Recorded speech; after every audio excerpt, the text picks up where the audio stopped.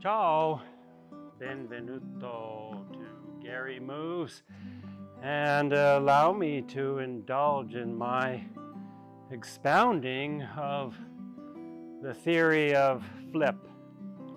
Flip, double flip, triple flip, quadruple flip, quintuple flip, whatever it is. The technique's the same for all flips, in my opinion.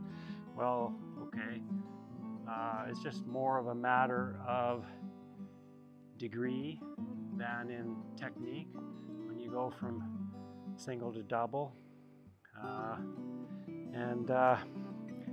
So very important. We see a lot of bad flips, and we see a lot of bad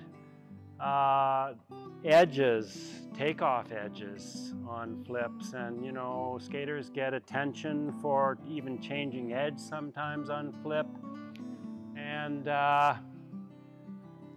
so the most important fundamental, in my opinion, for a flip is that you have a nice curving back inside takeoff edge.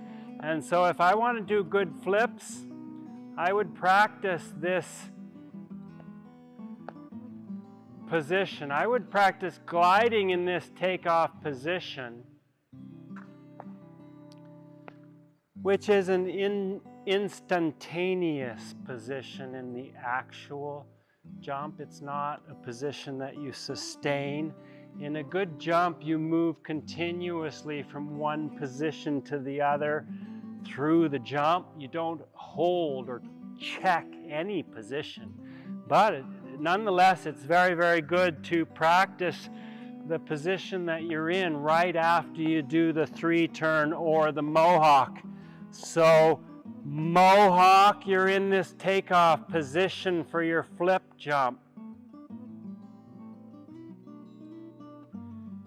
Now you can practice, you can break it down even more, make it even simpler for yourself by practicing this on a straight line. Even though the flip itself is not going to be on a straight line, and I think many skaters and coaches make the mistake of trying to keep their jump on a straight line, and that's why we have these wonky, wobbly, skiddy, scratchy takeoff edges, which lead to difficulty in the jump, awkward positions, and inconsistency. So, but just to practice this takeoff mechanism is not so bad. You just go on a straight line to make it simple for yourself, and you stop.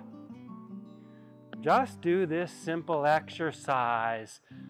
You bend nicely into an athletic position in your gliding foot. Your picking foot is going to be very straight with toe pointed, so it's long because you want to get as much reach as possible. A pole vaulter runs as fast as they can, and they've got lots of reach with that long pole. They plant it in the ground, and they convert their speed, they redirect their speed upwards.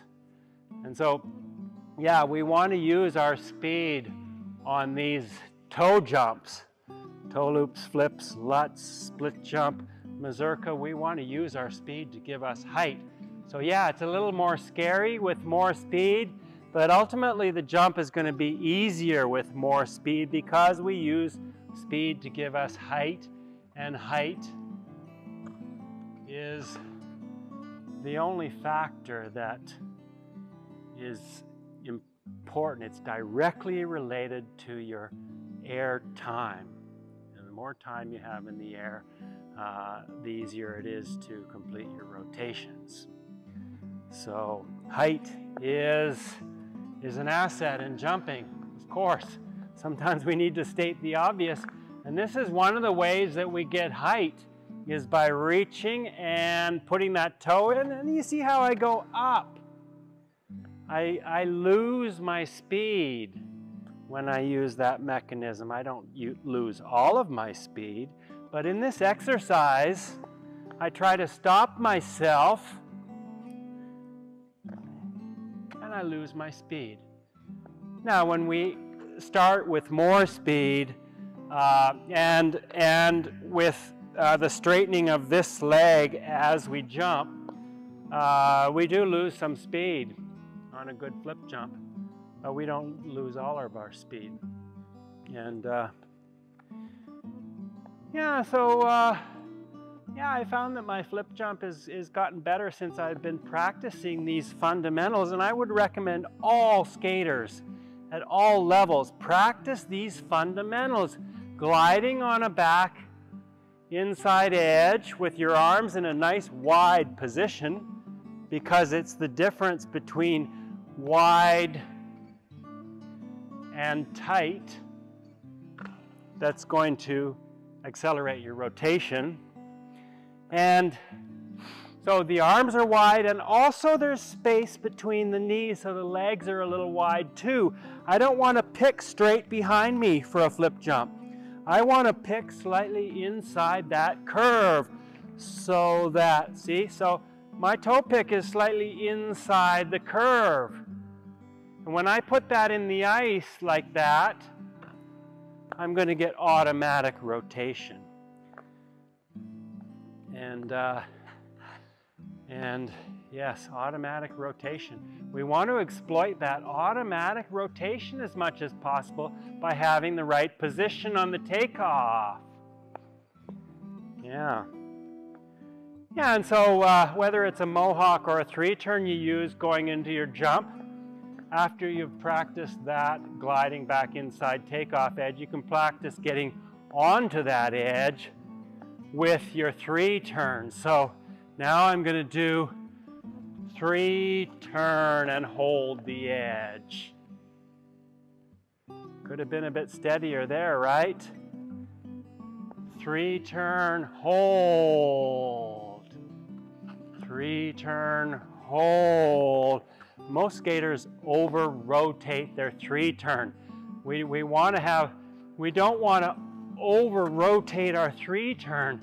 This is the over-rotated three-turn leads to a straight edge and a flat right after the three-turn, and then we overcompensate then by trying to correct that over-rotation by making the edge go too deep, and then it leads into the skids and scratches on the takeoff. So if we get a very good quality three-turn, if we have the skating skill to make this three-turn come out be on a back inside edge directly after the turn, we're going to get a better flip jump.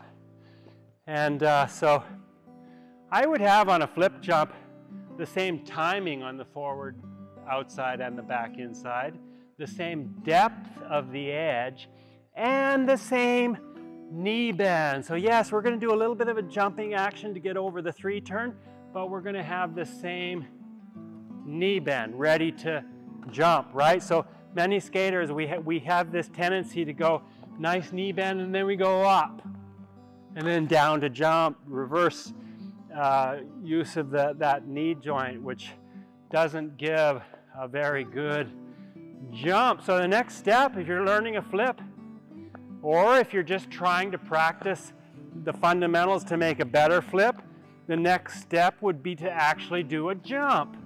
So you go here, you step on a nice three-turn, or if a mohawk, whatever the case may be, mohawk jump. That's not very good. I can do better than that.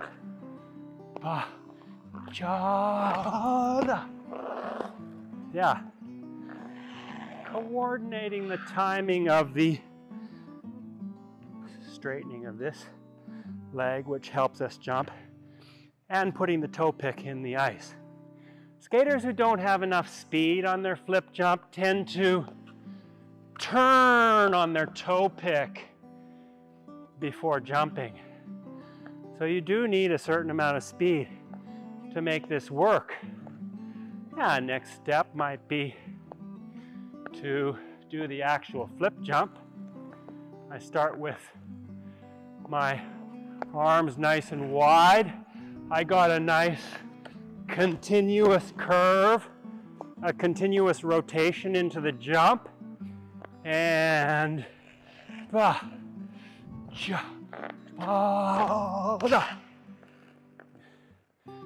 not perfect, but you get the idea. Yeah, let's see how it goes. How that little bit of practice there on, you know, with all those fundamentals, the back inside edge, the 3-turn, the mazurka or hop or whatever it is, then the flip, and now the double flip. Let's see how I do on this double flip. Yeah, so I use pretty good speed because speed is your friend on these vaulting jumps.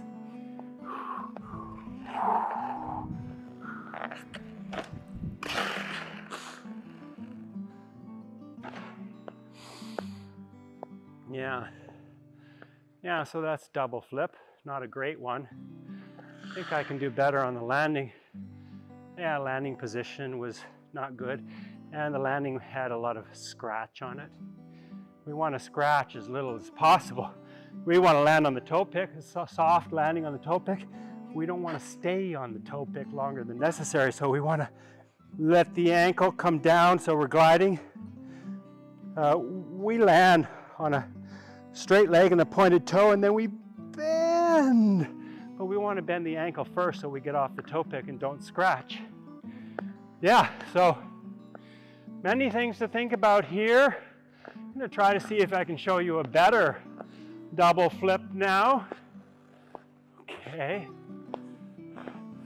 I think about all the fundamentals, like keeping my abs tight, keeping my focus up.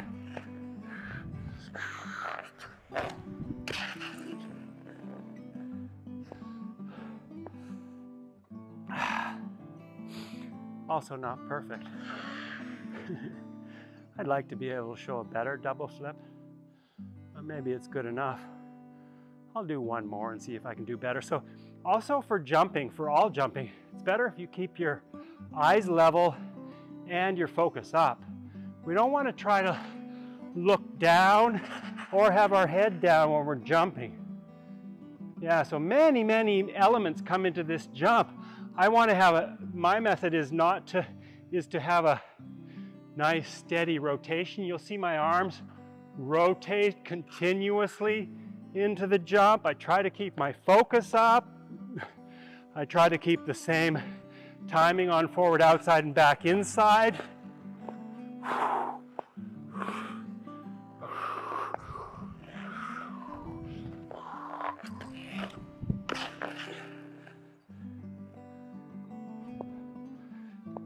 Yeah, I'd like to do it smoother, but that's good enough for now. That should keep you busy, and I hope I've shed some light onto good technique for flip jumps so that you can do a nice, beautiful flip jump with consistency and without getting an attention mark, keeping your speed up. All right. Arrivederci.